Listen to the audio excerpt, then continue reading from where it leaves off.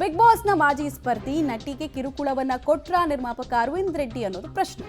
ನಾವಿಬ್ರು live in ರಿಲೇಶನ್ಶಿಪ್ನಲ್ಲಿ ಇರಲಿಲ್ಲ ಅಂತ ನಟಿ ಹೇಳ್ಕೊಳ್ತಾ ಇದ್ದಾರೆ. ನಾನು ಬಾಡಿಗೆ ಮನೇಲಿದ್ದೆ, ನನಗೆ ಕಾರು ಕೂಡ ಕೊಡಿಸಿರ್ಲಿಲ್ಲ ಅಂತ. ಈ ಕಡೆ ನಟಿ ಹೇಳಿಕೆ ಬೆನ್ನಲ್ಲೇ ಪಬ್ಲಿಕ್ ಟಿವಿಗೆ ನಿರ್ಮಾಪಕ ಅರವಿಂದ್ ರೆಡ್ಡಿ ಎಕ್ಸ್ಕ್ಲೂಸಿವ್ ಆಗಿ ಮಾತಾಡಿದ್ದಾರೆ. ನಾವಿಬ್ರು ಲಿವಿಂಗ್ ರಿಲೇಶನ್ಶಿಪ್ನಲ್ಲಿ ಇದ್ದಿದ್ದು ಸತ್ಯ, ಆಕೆಗೆ ನಾನು ಕಾರು ಮನೆಯೆಲ್ಲ ಕೊಟ್ಟಿದ್ದೀನಿ ಅನ್ನೋದು ಇವ್ರದ್ದು ವರ್ಷನ್. ಅವರು ಕಂಪ್ಲೀಟ್ ಆಗಿ ಆರೋಪವನ್ನು ನಿರಾಕರಿಸ್ತಾ ಇದ್ದಾರೆ. ಬಟ್ ಅರವಿಂದ್ ರೆಡ್ಡಿ ಅವರು ಹೇಳ್ತಾ ಇದ್ದಾರೆ, ಇಲ್ಲ ಆಕೆಗೆ ನಾನು ಮನೆನೂ ಕೊಡಿಸಿದ್ದೆ, ಕಾರು ಕೊಡಿಸಿದ್ದೆ ಅನ್ನೋದು ಇವರ ವರ್ಷನ್. ಅವ್ರು ತುಂಬ ಕಾನ್ಫಿಡೆಂಟಲ್ಲಿ ಹೇಳ್ತಾ ಇದ್ದಾರೆ. ನಿರ್ಮಾಪಕ ಅರವಿಂದ್ ರೆಡ್ಡಿ ವಿರುದ್ಧ ಮಾಜಿ ಬಿಗ್ ಬಾಸ್ ಸ್ಪರ್ಧಿ ನಟಿಯೊಬ್ಬರು ಗಂಭೀರ ಆರೋಪವನ್ನು ಮಾಡಿರುವಂಥದ್ದು. ಅದರ ಬಗ್ಗೆ ಮಾತಾಡಲಿಕ್ಕೆ ನಿರ್ಮಾಪಕರು ಮತ್ತು ಉದ್ಯಮಿಯಾಗಿರುವಂಥ ಅರವಿಂದ್ ರೆಡ್ಡಿ ಅವರು ಕೂಡ ನನ್ನ ಜೊತೆ ಇದ್ದಾರೆ. ಸರ್, ಬಿಗ್ ಬಾಸ್ ಸ್ಪರ್ಧಿ ಮಾಜಿ ನಟಿಯೊಬ್ಬರು ನಿಮ್ಮ ಮೇಲೆ ಒಂದು ಗಂಭೀರ ಆರೋಪವನ್ನು ಮಾಡಿ ದೂರು ಕೊಟ್ಟಿದ್ರು. ಆ ದೂರಿನ ಬಗ್ಗೆ ನಿಮ್ಮ ಅವ್ರು ದೂರು ಕೊಟ್ಟಿದ್ದಾರೆ. ಆ ದೂರು ಆ ಕಂಪ್ಲೇಂಟ್ ಮೇಲೆ ಪೊಲೀಸವರು ಏನು ಕ್ರಮ ತಗೋಬೇಕು ತೊಗೊಂಡಿದ್ದಾರೆ. ಆನಂತರ FIR ಫೈಲ್ ಮಾಡಿದ್ದಾರೆ. ಆನಂತರ ಇವತ್ತು ನನ್ನನ್ನು ಕಸ್ಟಡಿಗೂ ತೊಗೊಂಡಿದ್ರು, ಕೋರ್ಟ್ಗೂ ಪ್ರೊಡ್ಯೂಸ್ ಮಾಡಿದ್ರು. ನನ್ನ ಬೇಲಾಗಿ ಇವಾಗ I am here in front of you.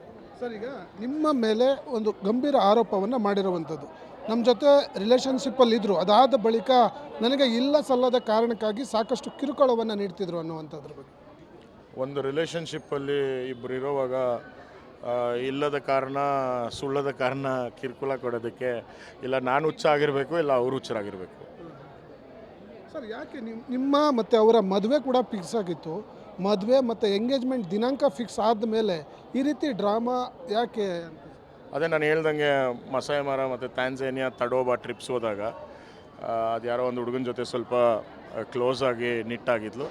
ಆ ನಂತರ ಆ ಹುಡುಗ ಮನೆಗೂ ಬಂದು ಮನೇಲೂ ಇರ್ತಾಯಿದ್ದ ಅಂತ ನನಗೆ ಮಾಹಿತಿ ಬಂತು. ಅದನ್ನು ನಾನು ಕೇಳಿದಾಗ ಅವ್ರಿಗೆ ಬೇಸರ ಆಗಿ ನಾನು ಯಾರಿಗೂ ಉತ್ತರ ಕೊಡೋ ನೆಸೆಸಿಟಿ ಇಲ್ಲ ಅಂಥೇಳಿ ನಾವಿಬ್ಬರು ದೂರ ಆಗಿದ್ವಿ. ಸರ್, ನೀವು ಅವರಿಗೆ ಭಾಳ ಪ್ರೀತಿ ಮಾಡ್ತಿದ್ರಿ ಅನ್ನುವಂಥ ಕಾರಣಕ್ಕೆ ದುಬಾರಿ ಬೆಲೆಯ ಕಾರು, ಜೊತೆಗೆ ಅವರಿಗೆ ಮನೆಗೆ ಬೇಕಾದಂತಹ ಎಲ್ಲ ಇಂಟೀರಿಯರ್ ಎಲ್ಲ ಮಾಡಿಸಿದ್ರಿ ಅನ್ನುವಂಥದ್ದು ಕೂಡ. ಅದರ ಜೊತೆಗೆ ಇವೆಲ್ಲ ಸಹಾಯ ಪಡ್ಕೊಂಡು ಇದಕ್ಕೆ ಕಂಪ್ಲೇಂಟ್ ಕೊಟ್ಟು ಅರೆಸ್ಟ್ ಮಾಡೋದ್ರ ಹಿಂದೆ ಬೇರೆ ಯಾರಾದರೂ ಇದ್ದಾರಾ ಅನ್ನೋಂಥ ಅನ್ಸುತ್ತೆ ನಿಮಗೆ? ಅದು ನನಗೆ ಗೊತ್ತಿಲ್ಲ ಸರ್. ನನ್ನ ಇವಾಗ ಆಗಲೇ ಹೇಳ್ದಂಗೆ ನಾನು 1.5 ವರ್ಷ 2 ವರ್ಷದಿಂದ ಟಚ್ಚಲ್ಲಿಲ್ಲ. ಆ ಹುಡುಗಿ ವೇರ್ ಅಬೌಟ್ಸ್ ನನಗೇನು ಗೊತ್ತಿಲ್ಲ.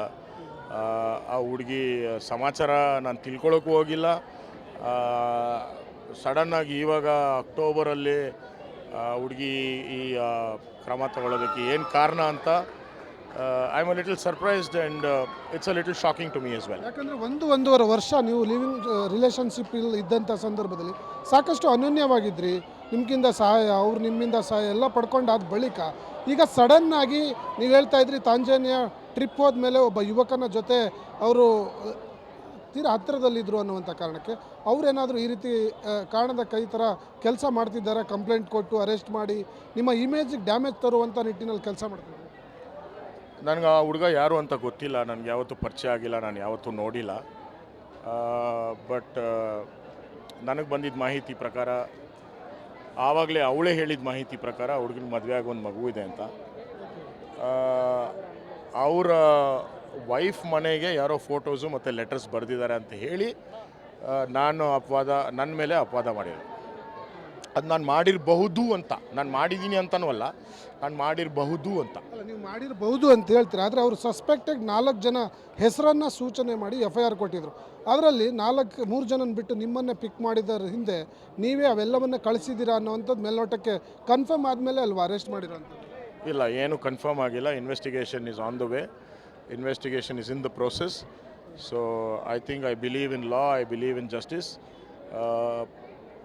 ಪೊಲೀಸವರು I am sure they will do justice to what the investigation has to be done, and once the investigation is done, then maybe we'll get to know the reality. Sir, ಯಾವಾಗ ಮದುವೆ fix ಆಗಿದೆ? ಜೂನಲ್ಲಿ. Okay, ನಿಮ್ಮ ಕಾನೂನು ಹೋರಾಟ ಏನೂ ಇಲ್ಲ sir. ಅವ್ರು ಮಾಡಿರೋ ಕಂಪ್ಲೇಂಟ್ನೇ ಅವ್ರು ಪ್ರೂವ್ ಮಾಡಲಿ, ನಾನು ಡಿಸ್ಪ್ರೂವ್ ಮಾಡ್ತೀನಿ ಸರ್.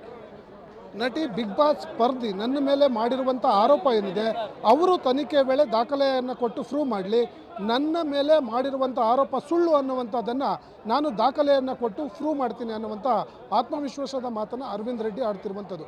ಕ್ಯಾಮ್ರಾ ಪರ್ಸನ್ ರಾಜು ಜೊತೆ ನಾಗೇಶ್, ಪಬ್ಲಿಕ್ ಟಿವಿ, ಬೆಂಗಳೂರು. ಎಲ್ಲ ಕತೆಗಳಿಗೂ ಎರಡು ಆಯಾಮ ಇರುತ್ತೆ. ಅದೇ ರೀತಿ ಇದರಲ್ಲೂ ಕೂಡ ನಮಗೆ ಕಾಣಿಸ್ತಾ ಇದೆ. ಒಬ್ಬರು ಕಿರುಕುಳ ಕೊಟ್ಟಿದ್ದಾರೆ ಅಂತಿದ್ದಾರೆ, ಇನ್ನೊಬ್ರು ಇಲ್ಲ ಅಂತಿದ್ದಾರೆ. ಕಿರುಕುಳ ಕೊಟ್ಟಿದ್ದು ತಪ್ಪು, ಆದರೆ ಕಿರುಕುಳ ಕೊಡೋ ರೀತಿ ಆದಂತಹ ಕಾರಣ ಕೂಡ ಇಂಪಾರ್ಟೆಂಟ್ ಅಲ್ವಾ? ಸೊ ಎರಡು ಆಯಾಮ.